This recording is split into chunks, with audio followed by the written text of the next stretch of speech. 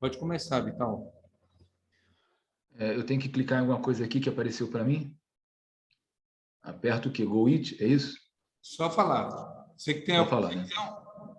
É que apareceu aqui escrito Go It. É para clicar? Não, né? Não. Pode começar. Tá. Sim, Eu tenho é só quantos para minutos? gravar, né, Vital? Você clica Ah, para dar um OK. quantos minutos eu tenho? –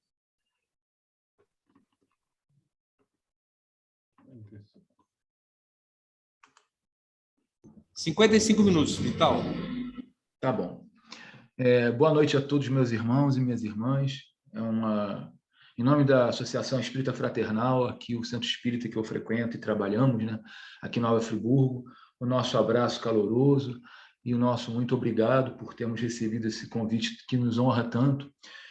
E vamos tentar, da melhor forma possível, né, falar de Jesus, né, e que é algo que é muito profundo, né, falar da vida do Mestre, mas também é algo muito prazeroso, porque a gente pode trazer para todos, né, dentro daquilo que a gente consegue alcançar de Jesus, né, dentro da sua potencialidade de amor, para que os irmãos possam também ver, né, essa questão de Jesus como o Filho de Deus, o Filho do homem e o governador espiritual da Terra.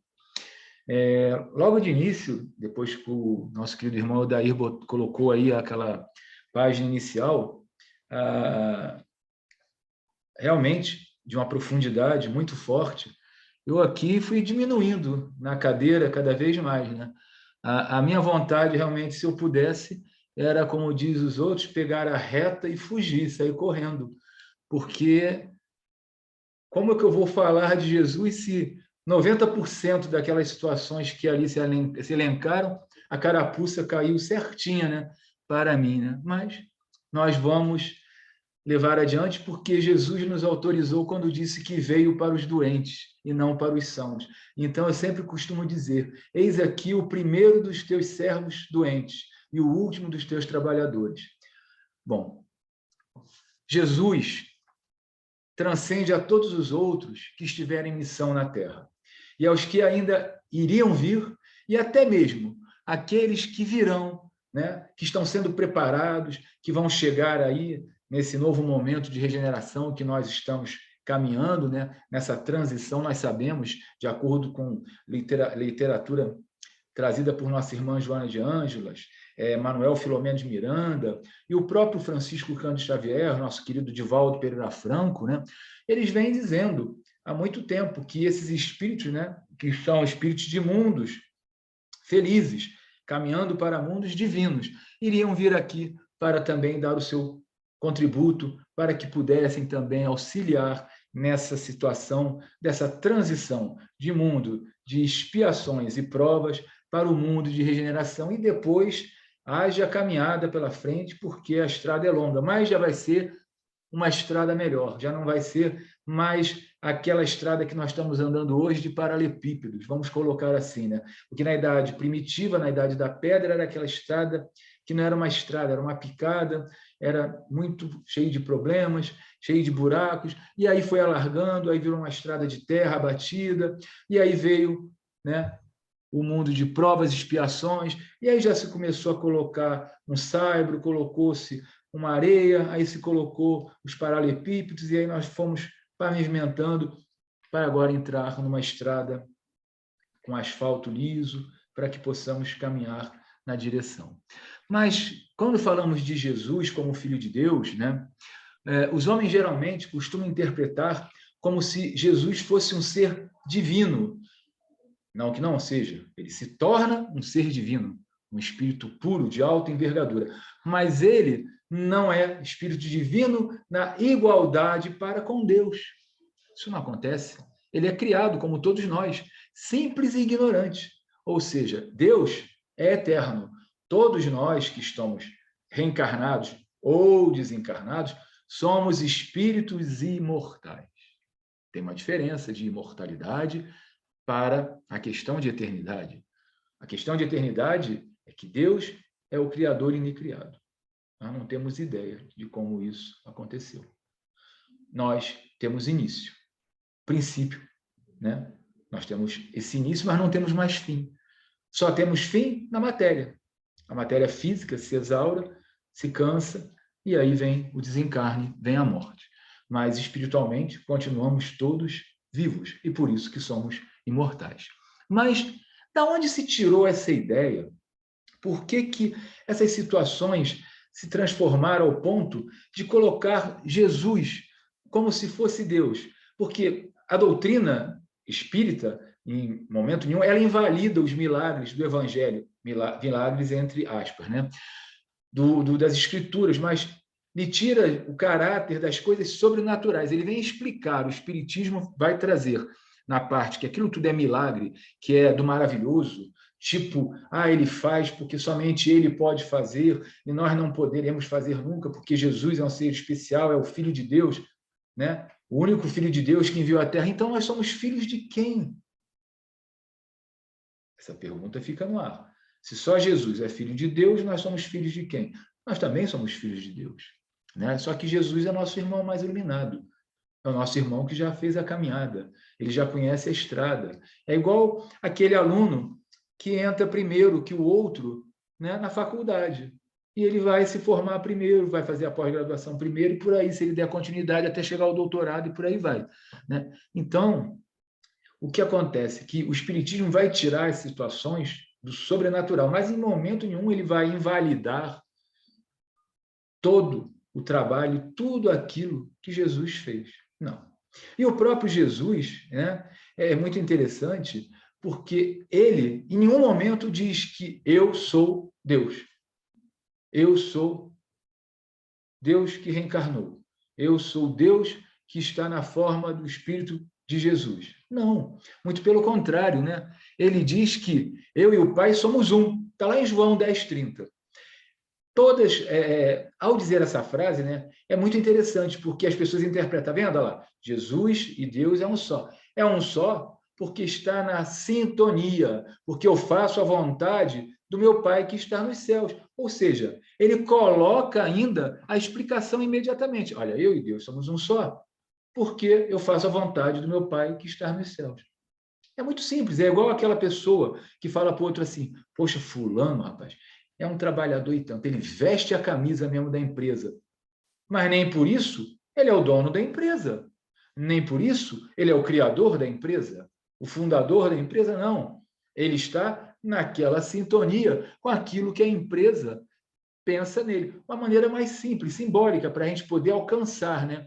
E aí ele vai dizer depois que eu não posso, de mim mesmo, fazer coisa alguma. Não busco a minha vontade, mas a vontade daquele que me enviou. Está em João 5:30. Ora, cada vez fica mais nítido a separação de Deus e Jesus.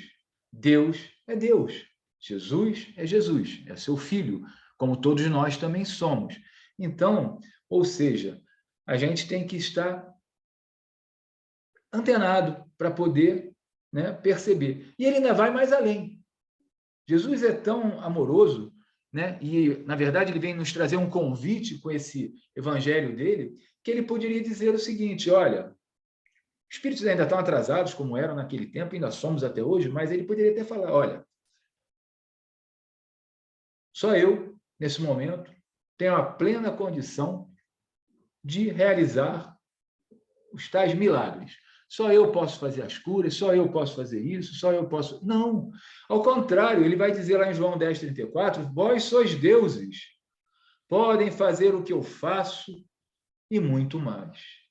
Ou seja, o que ele está dizendo? Ele está convidando a todos para uma reflexão. Ele está dizendo o seguinte, olha, se você tiver o meu comportamento, se você tiver fé, se você estiver disposto a trabalhar para o mesmo Deus que eu, através do evangelho que eu trouxe, vocês também vão conseguir, dentro da esfera de ação de vocês, realizar os tais milagres, expulsar os tais demônios, que são, na verdade, espíritos. Vocês vão conseguir também, com a fé que vocês têm e com a minha vontade, que eu estou passando para vocês através do Evangelho, conseguir realizar esse trabalho. Ou seja, em nenhum momento, né, ele vai criar esse tipo de situação. Mas onde vai surgir e por que surge isso? Aí nós temos que voltar à história. Nós temos que, né, agora falar um pouquinho da história. Lá em 325, no primeiro concílio de Nicéia, né, o que aconteceu? Houve uma reunião, esse concílio foi de maio, de 16 de maio, se eu não me engano, né, de 325 até 30 de julho de 325. O que aconteceu? Se reuniram todas as frentes da igreja, né, da parte ocidental e oriental, para fazer um grande concílio para estudar a questão do Cristo. E aí eles queriam, né, colocar uma situação, queriam fazer vamos dizer, uma unificação, e Atanásio teve essa ideia e leva até Constantino, né? E vai surgir aí a situação da tríade, né, dessa trindade de Deus Pai, Deus Filho, Jesus, através de Jesus, ou seja, Deus encarnado seria Jesus, que ele estaria lá, e a terceira pessoa, que seria o Espírito Santo, para ajustar tudo aquilo que Jesus já tinha até falado, que eu enviarei, ou seja, ajusta tudinho e coloca. Essa ideia agradou a Constantino, porque ele queria manter uma união, porque o cristianismo, como agora era a religião daquele momento do Império Romano e se espalhando pelo mundo, precisava haver uma uniformidade. E assim foi feito. 56 anos depois, no primeiro concílio de Constantinopla, em 381, se ratificou de vez, ou seja, olha, essa ideia é a ideia que vai ser. Nosso Jesus tem que ter a potencialidade realmente de um Deus, porque tem vários sentidos nisso. Qual que nós temos que pegar? Existem dois sentidos. Um, para que Deus e Jesus fossem um só, colocava logo de vez uma situação, e o Espírito Santo, uma situação que redimiria os homens, porque, poxa, ele é Deus. Ele é Jesus, mas ele é Deus. Ou seja, poderíamos ter mais desculpa para errar, a grosso modo. E, ao mesmo tempo, seria de uma maneira que qualquer outra situação que fosse tentar colocar ou aventar qualquer outro Deus, qualquer outra religião, já não tinha como acontecer mais, porque estava tudo ali englobado, estava tudo ali fechado, e assim, infelizmente, foi feito, mesmo em detrimento das leituras do Evangelho, onde João, onde Mateus e Marcos falam e escreveram, e foi visto em todo esse momento que a gente está vendo aqui, que, ou seja, eu sou Jesus, um espírito que teve início, tive princípio, fui criado por Deus, simples e ignorante, e agora sou imortal e sou um espírito de altíssima envergadura. Deus é Deus, mas não adiantou, e assim foi feito. Bom, então nós vimos, né, a primeira parte dessa situação, que é Jesus, o Filho de Deus. Agora nós vamos ver a outra parte, que vai dizer sobre Jesus, o Filho do Homem. Quem nunca, né, ouviu essa expressão, o Filho do Homem? É muito interessante. E às vezes eu ficava pensando, matutando aqui com meus botões, falei, gente, essa questão do Filho do Homem, porque ele realmente, né, veio para servir o homem, que ele disse que o maior entre todos seria aquele que servisse e não fosse servido, tanto é que ele lava os pés dos apóstolos, fala o tempo todo de humildade, fraternidade, perdão das ofensas, caridade, amor, né? O tempo todo ele não julga ninguém, então ele se coloca ali de uma maneira sempre muito bem posicionado, porque é um espírito de altíssima envergadura, né? Andando com os pecadores, mas não se sujando com seus pecados, né? Indo dentro do lamaçal da moralidade, resgatar as almas perdidas e infelizes dos homens da época e as mulheres, mas sem se deixar corromper, sem se deixar cair uma gota que maculasse todo o seu trabalho de evangelizador como era, e o trabalho de um espírito de altíssima envergadura. E ele vem dizer o seguinte, né? Eu sou filho do homem. Por que essa situação filho do homem? Né? Temos que voltar, e aí Haroldo Dutra Dias, para aqueles que quiserem aprofundar, ele tem uma colocação muito boa, ele explica isso muito bem, ele vem dizer o seguinte, que ele estava ali, né, para cumprir a vontade do Pai, e que estava ali para trabalhar, para auxiliar os homens, né? Porque ele era o exemplo de perfeição, o qual podemos aspirar. Ele é um espírito portador, que nem eu disse, da evolução completa, né? Caracterizado pela angelitude. Ou seja, o senhor Allan Kardec vai até perguntar, né, para a gente fazer um link aqui, né, para o Espírito de Verdade, na questão 625 do Livro dos Espíritos, qual o tipo mais perfeito que Deus já ofereceu ao homem para lhe servir de guia e modelo? Eu acho que é a menor das respostas que tem no Livro dos Espíritos. São 5 letras. Jesus. Jesus. Esse mesmo que vai dizer, eu sou o caminho, a verdade e a vida, e ninguém chegará ao Pai a não ser por mim. Gente, olha que responsabilidade. Ele afirma que ninguém chegará ao Pai a não ser por mim. Mas, voltando à questão de Jesus, o Filho do Homem, nós vamos ver que a língua hebraica era uma língua muito pobre, né? Elas têm, às vezes, uma mesma palavra, um mesmo verbo, né? Tem um sentido, dependendo do com que se coloque ao lado, né? Dependendo do senso, né, da expressão, que nem, por exemplo, quem não odiar pai e mãe não entra... Bom, como é que vai odiar o pai e a mãe? Né? Esse odiar devia ter um outro sentido para eles, diferente do nosso atualmente. E nós vamos ver que o Filho do Homem era para dizer, né, quando você precisava falar na primeira e terceira pessoa do singular. Eles usavam essa questão para não falar eu ou ele, usava o Filho do Homem, para poder se expressar dentro da língua hebraica, aquele tempo. Mas também tinha uma outra convocação, tinha uma conotação mais profunda. Ele tinha essa conotação de que das profecias, né? Que os outros irmãos que tinham escrito no Antigo Testamento tinham falado que viria um Messias.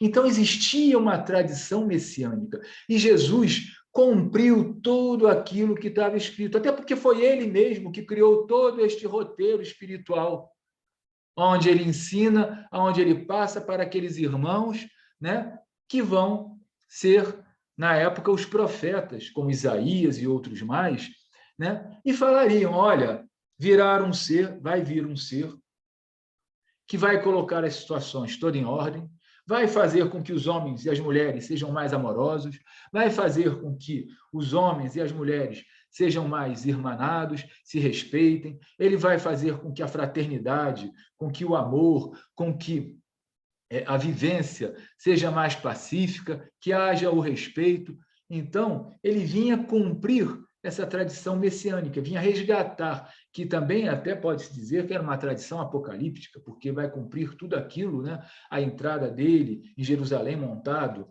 né? Num domingo de Ramos, no dia de Ramos, né? Que os judeus celebravam, que era a Páscoa judaica, ou seja, ele vai seguir ali o roteiro direitinho de tudo aquilo que havia falado. E então, utilizava-se também muitas das vezes, Jesus utilizou essa questão do Filho do Homem para ele, né? Confirmar que ele era o Espírito enviado por Deus para trazer a boa nova, que ele era esse Espírito, ou seja, fazendo com que aquilo tudo que foi falado no passado, né, através dos outros profetas, tivesse ali a confirmação. E isso, né, porque pela tradição judaica foi prometido pelos profetas, ou seja, o Messias enviado por Deus. Então, o que nós vemos é o tempo todo Jesus trabalhando em prol dos homens, fazendo com que pudéssemos compreender toda a trajetória, né, daquilo que ele vinha para trazer com o seu evangelho, né? Esse evangelho maravilhoso. Então, nós já vimos aí Jesus, o Filho de Deus, ou seja, ele é um espírito que foi criado como todos nós, simples e ignorante, e que alcançou a angelitude, passando por todas as escalas evolutivas, pelo mundo primitivo, pelo mundo de expiações e provas, pelo mundo de regeneração, pelo mundo feliz e pelo mundo divinal, chegando à categoria de um espírito purificado, que pode ter contato diretamente com Deus.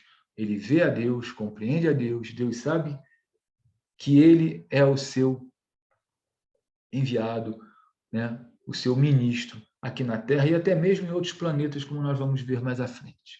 Aí ele também se coloca na posição de filho do homem, para que possamos ter a visão ampla de que, quando buscamos a evolução, quando buscamos o crescimento, como é na própria vida profissional, quanto mais nós ascendemos na carreira profissional, normalmente mais responsabilidades, normalmente nós estamos mais envolvidos diretamente com o trabalho, mais estamos envolvidos com o presidente do país, com o presidente da empresa, com o fundador, com o diretor, não importa, porque nós vamos ganhando posicionamentos, estamos falando de coisas terrenais.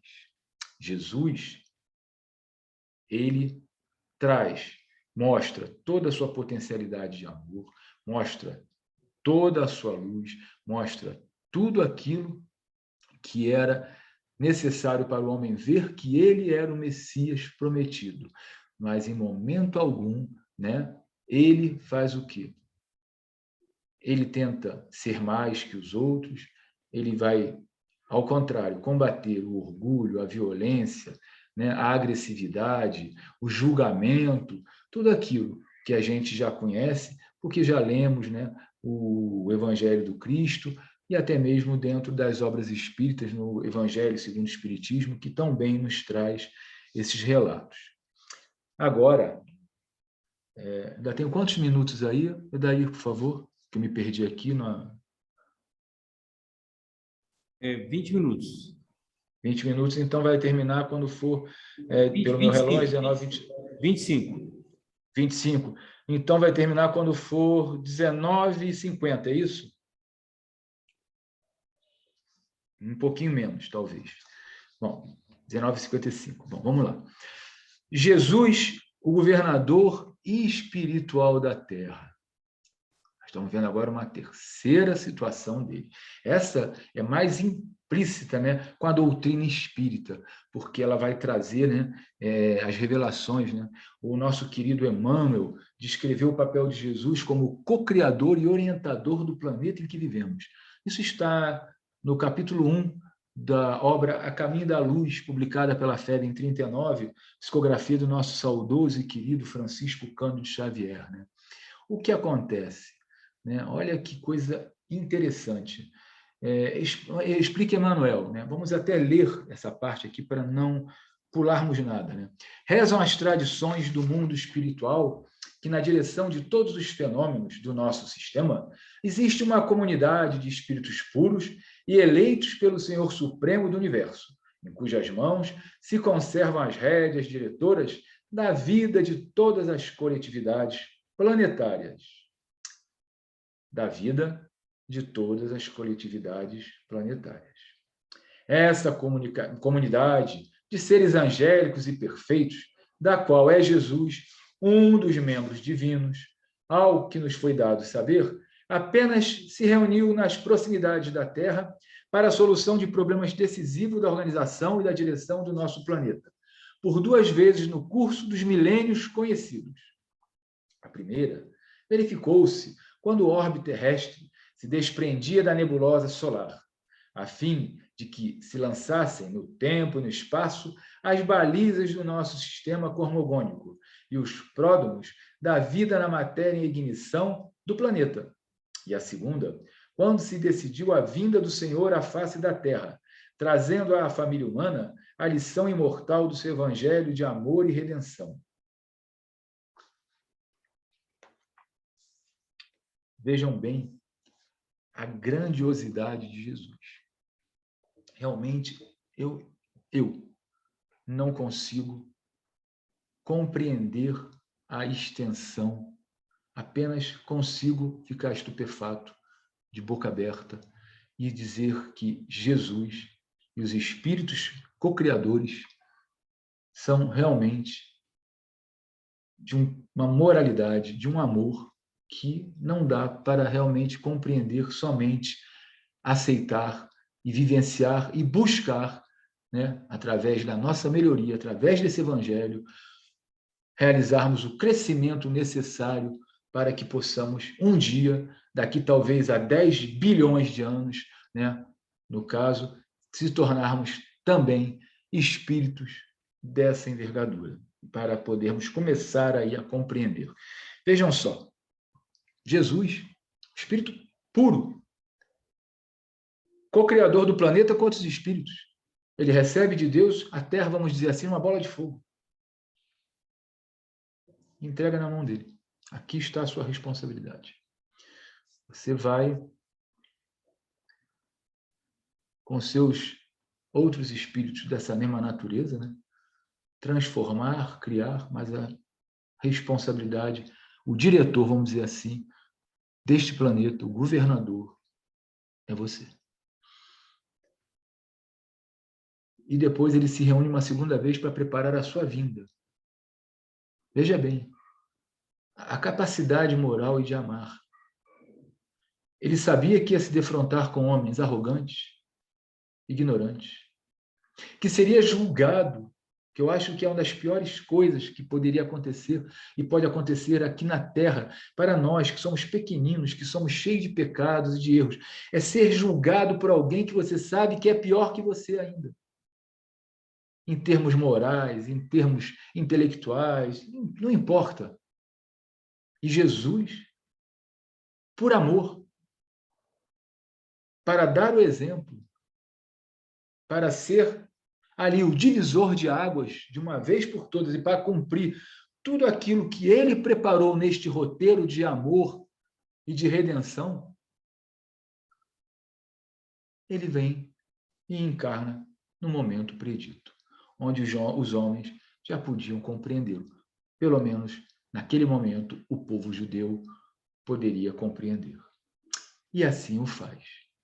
Ou seja, é algo que realmente só pode ser feito por um espírito de altíssima envergadura, né? Nós vamos ver que no Evangelho segundo o Espiritismo, no capítulo 1, no item 4, se não me falha a memória, Allan Kardec esclarece que o papel de Jesus não foi simplesmente de um legislador moralista, sem outra autoridade além da palavra. Não. Ele veio cumprir as profecias que havia anunciado a sua vinda, e a sua autoridade, ela sempre vinha da natureza excepcional do seu espírito e da sua missão divina. Às vezes, nós dizemos, né, muitas das situações, em algumas conversas, Jesus não veio mudar a lei. Ele não veio mudar a lei de Deus, os 10 mandamentos. Porque as leis que eram a lei mosaica, né, as leis civis e outras leis aplicadas por Roma, e as leis que estavam em voga naquele momento, Jesus combateu elas todas, face a face, frente a frente. Todo o tempo. Ele combateu. Porque ele vinha para trazer a boa nova. Então, ele não permite. Diz Moisés que a mulher adúltera tem que ser lapidada, tem que ser apedrejada. E o Senhor o que diz? Ou seja, já aí demonstra que Jesus, se ele fosse para fazer ali, botar panos quentes, olha, eu acho, eu penso, é melhor, não se deve, olha, mas isso aí é muito complexo, né? Olha, é melhor deixar apedrejar mesmo, já que tem uma lei. Não, eu não vou. Não, muito pelo contrário. Ele sai daquela situação que estavam fazendo, porque justamente queriam tentá-lo para ele poder ir de encontro à lei e poder ter um motivo para colocá-lo, né, perante o Sinédrio, desmoralizá-lo e até mesmo já adiantar o processo, né, de tentar eliminar Jesus, porque é o que estava acontecendo nos bastidores daquela situação infeliz, o Sinédrio, os publicanos, os fariseus, os saduceus, que não estavam nada satisfeitos, né, porque você vê que chegaram ao ponto, né, de ir reclamar de Jesus, simplesmente porque num sábado ele curou um cego e um paralítico. Como se eles curassem todos os dias. Como se eles fossem capazes de fazer aquilo. Fosse algo assim como ir ali na esquina, né, pegar alguma coisa, ou sei lá, não. A ignorância, né, a trave que eles tinham nos olhos, o orgulho e a vaidade deles e a inveja, era algo que extrapolava a própria razão. E eles vêm reclamar e ele diz, olha, meu pai trabalha até hoje, eu trabalho todos os dias, meu pai trabalha até hoje e eu também. Ou seja, ele coloca ali. Mas voltando àquela situação, o que ele faz? Ele vai escrever nos pés de cada um, lá na situação de Maria, né, de Magdala, Maria Magdalena, ele vai escrever nos pés de cada um ali o pecadinho, o pecadão, houve muitos pecados que tinha. E aí ele ainda pega a maior pedra que tem, ele realmente, né, ele sabia. Ele foi lá, pegou a maior pedra e falou, olha, aquele que tiver isento de pecado, que atire a primeira pedra. Ele se sai bem da situação, deixa todo mundo envergonhado, todo mundo vai embora com a cara arrastando no chão, né? Porque não tinha nem como falar mais nada, ele escreve ali o adúltero, assassino, corrupto, ladrão, né? Uma série de coisas. Ou seja, ele simplesmente vislumbrou o que estava no campo perispíritico de cada um, né? Que emanava. Então, nós vamos ver que o mestre, né? Ele continua a avançar, avançar. Como a hora já está chegando, né? Vamos andar mais rápido para a gente não deixar de finalizar aqui. Existe uma situação interessante. Jesus, de acordo com o que o nosso querido irmão Francisco Cândido Xavier revela para o seu amigo Geraldinho, enquanto ele estava encarnado, Jesus não é somente o governador espiritual da Terra. Jesus, ele é o governador de mais 4 planetas. De mais 4 planetas, ou seja, caramba, e cada um dentro de um aspecto, né? Cada um dentro do seu momento evolutivo. A Terra, nós sabemos que Jesus é o nosso governador espiritual, está saindo de expiações e provas para a regeneração. Nós sabemos que existe um planeta que está sendo criado que chama-se Quiron, né? Que ainda está na Idade da Pedra. Foi criado, aliás, perdão, e está vivenciando a Idade da Pedra, e é esse planeta que vai receber todos os nossos irmãozinhos que já estão sendo banidos desde o final da Segunda Grande Guerra Mundial, estão sendo enviados para lá. Nós temos um terceiro planeta, né, que é o que está em torno da estrela de Capela, que é um mundo regenerado, caminhando para mundo feliz.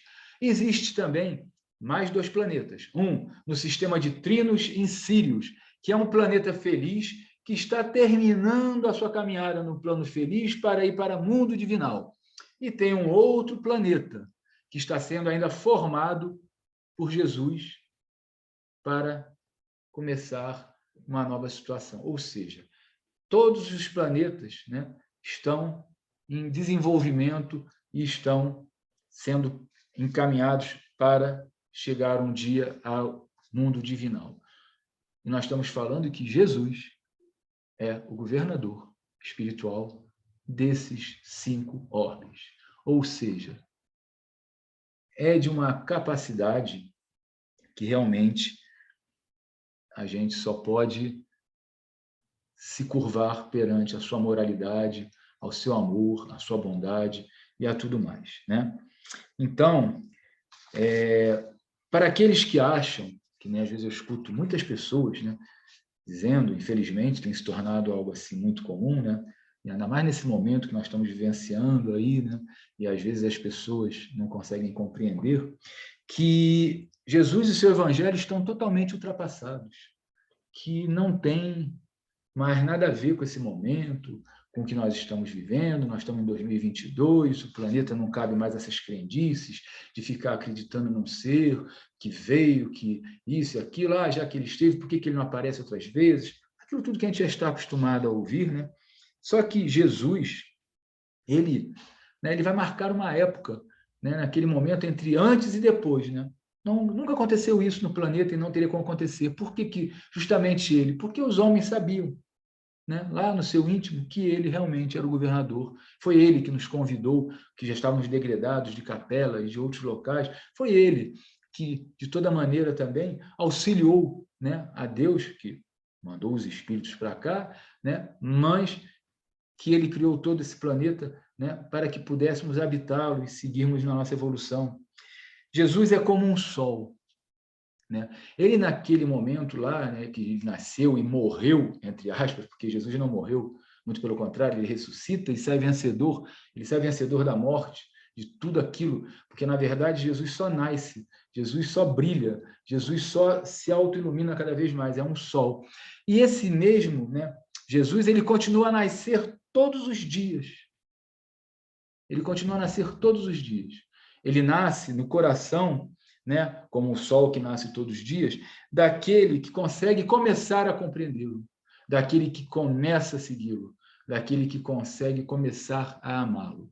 Ele está ali nascendo todos os dias para cada um desses irmãos que estão buscando a Jesus de forma verdadeira e de forma espontânea. Nós vamos ler aqui, para encerrarmos, né, o significado de Jesus.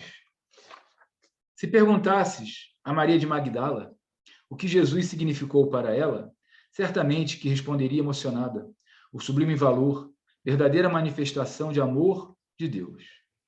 Se interrogasses a Simão Pedro qual a significação de Jesus no apostolado a que se dedicou com a imolação da própria vida, ele diria de imediato: a mais nobre lição de fidelidade ao bem que tive notícia por toda a existência.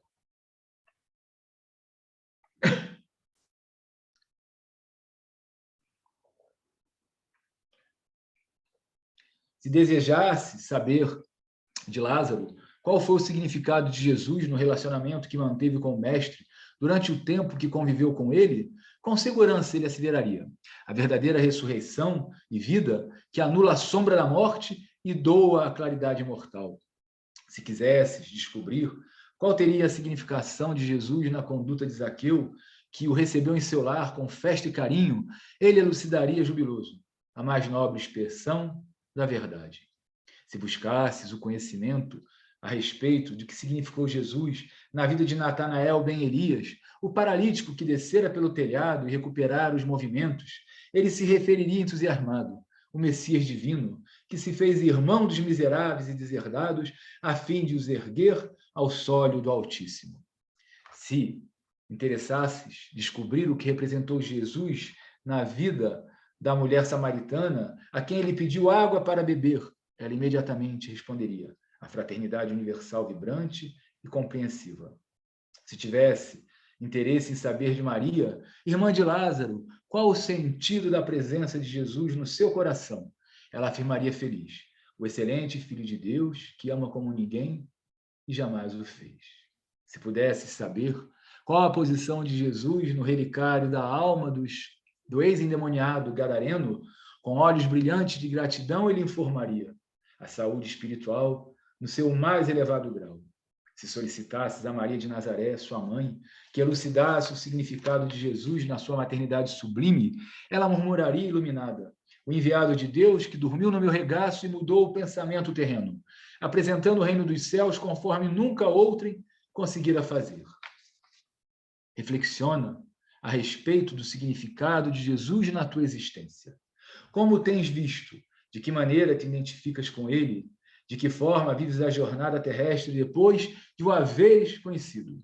Se experimentas os mesmos conflitos de antes do teu relacionamento com a sua mensagem, ainda não permitiste que ele te penetrasse os sentimentos, modificando-te a conduta interior que enseja o comportamento social e humano. Essa página, coincidentemente, sabemos que coincidências não existem, vem terminar a página de início do preparo de ambiente. E a pergunta que fica o tempo todo: conhecemos Jesus? Servimos a Jesus realmente? Estamos em consonância com o seu evangelho? Estamos realmente buscando através do seu evangelho, que disse que eu sou o caminho, a verdade e a vida, para podermos chegar na direção de Deus, para nos aproximarmos dele? Que possamos nós buscarmos o mais depressa possível a reconciliação com Cristo se estivermos em desacordo com ele.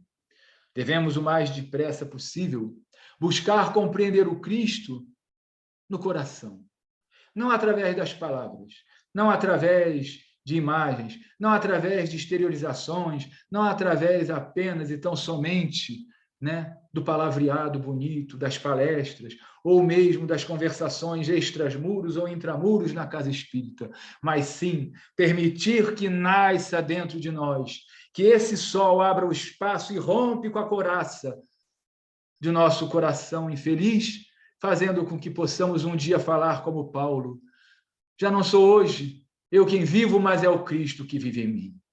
Muito obrigado, meus irmãos, pela oportunidade, e que o nosso amado Mestre Jesus possa ser conosco hoje, agora e sempre, e que ele sempre possa continuar nos abençoando.